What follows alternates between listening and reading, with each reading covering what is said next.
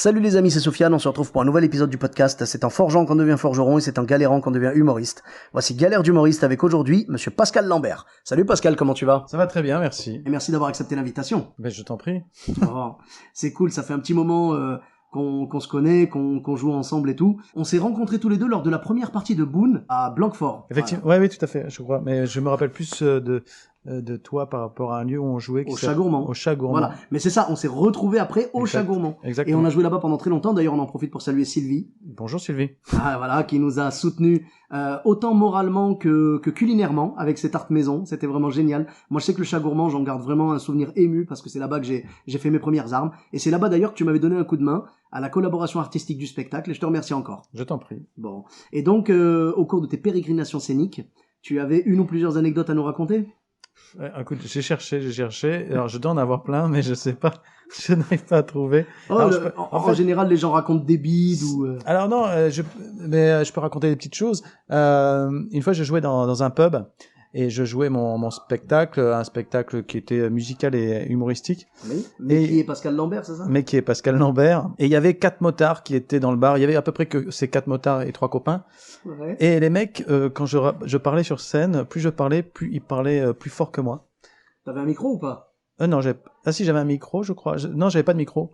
Et ils parlaient plus fort que moi. Et il y avait le mec du pub, le patron du pub, qui était juste à côté d'eux. Et d'un coup, il se retourne, il leur fait « Ta gueule !» L'Irlandais, vraiment... Voilà. Et j'ai cru que ça allait partir en sucette. Non, les 4 motards, ils se sont tués. Puis j'ai pu finir mon truc.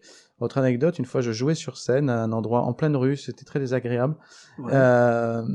Et c'est ce moment où c'est vraiment t'as envie d'être ailleurs, vraiment. Et là, t'as tout d'un coup un petit con qui monte sur scène et qui commence à faire des grimaces. Je me suis retourné. Quel âge le gamin? Oh, il doit avoir 10-12 ans. Oh là là. J'avais un peu envie de lui jeter une bouteille dans la gueule et puis je l'ai pas fait. Il y a aussi une fois, je jouais.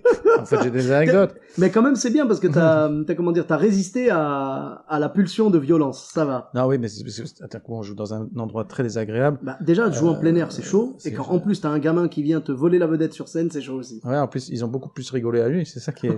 Oh là là là là. Ouais. Non, une autre anecdote sur aussi ce spectacle que je faisais, c'était les premières fois, et je le jouais dans une salle où il y avait un peu de ma famille qui était là, et je parlais sur scène, et tout d'un coup, il y a un mec qui répétait tout ce que je disais, mais tout ce que je disais. C'est quelqu'un de ta famille ou pas? Non, c'était un gars. Et le mec, d'un coup, je dis, dans l'histoire, je dis, et j'étais triste parce que j'entendais une voix. Et le mec fait ouais. Je dis donc fantôme, si tu es encore là, tu t'es servi de. Tu peux t'en aller. Tu ouais, ne gêneras personne. Et là, il a juste trouvé intelligent d'insulter ma mère. Je l'ai regardé. J'avais envie de monter dans le public et lui éclater la tête parce que c'est quand même un spectacle. Il faut dire que c'est quand même des heures et des heures de travail et que tout d'un coup on joue et il y a un mec qui ne respecte absolument rien. Il a envie de le tuer. Ouais. Et là, en fait, comme je vous disais, il y avait ma grand-mère qui était dans le public et je me suis dit non, pour mamie, on va continuer. Ah, show must go on. Quoi. Show must go on, c'est exactement ce que je me suis dit et que j'ai dit très mal d'ailleurs. J'ai dû dire show must. Là, t'étais dans ton personnage du mec bourré, là, je me rappelle. Comment il s'appelait déjà? Jack Gainsbourg Sparrow. Jack Gainsbourg Sparrow, punaise. Tu sais que tu m'as marqué avec ce personnage, quoi. Ah, c'était trop marrant. Donc là, t'étais dans le personnage de Jack Gainsbourg Sparrow. Donc je lui ai pas pété la gueule. D'ailleurs, effectivement, j'étais à ce moment-là dans le Jack Gainsbourg Sparrow, j'ai pas pété la gueule et puis j'ai continué à jouer.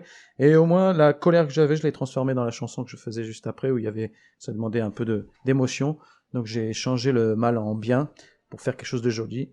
Voilà, il faut retenir ça. Il y a des cons, mais on peut transformer l'essai quand même. Exactement. J'ai une autre dernière anecdote.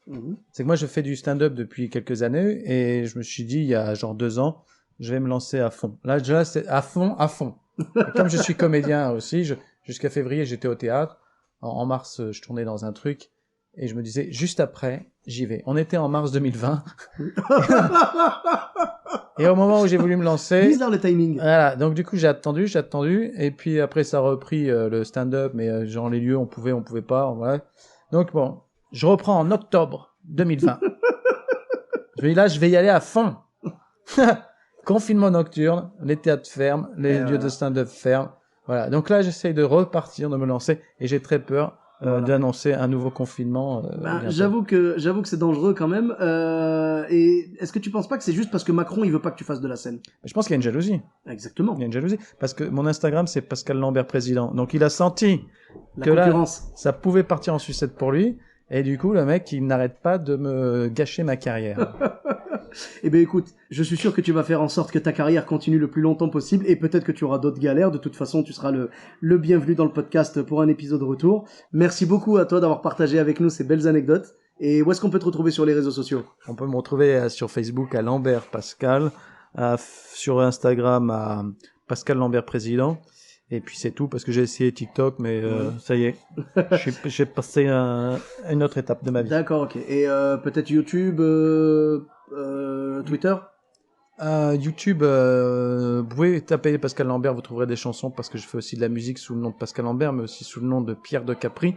Vous pouvez aller donc sur Spotify ou sur Deezer écouter mes chansons.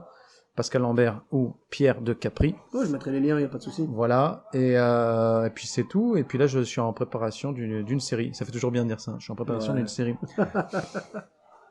Eh bien écoute, on suivra avec grand plaisir tes projets, donc on te retrouvera sur les réseaux sociaux. Et pour ma part, c'est pareil, voilà, vous me retrouvez également sur tous les réseaux sociaux. Sofiane Etaï, E de TAI, sur Facebook, Twitter, YouTube, Instagram et TikTok. N'hésitez pas à laisser 5 étoiles et un commentaire sur Apple Podcast et sur Podcast Addict. Je vous dis à très bientôt pour un nouvel épisode. Bis à tous, même à toi là-bas.